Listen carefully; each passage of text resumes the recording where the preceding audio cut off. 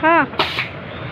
नमस्कार मित्रांनो, माझ्या यूट्यूब चॅनलमध्ये स्वागत आहे. तर मित्रांनो, मी आज रेणापूर येथे, तालुका रेणापूर, जिल्हा लातूर येथे माऊली ऑटोमोबाईल्समध्ये आलेलो आहे मित्रांनो. तर माऊली ऑटोमोबाईल्समध्ये येण्याचं कारण आहे, ही आमच्या मित्राची गाडी आहे मित्रांनो. फार दिवस झालं बंद असल्यामुळे ही गाडी चलत नाही.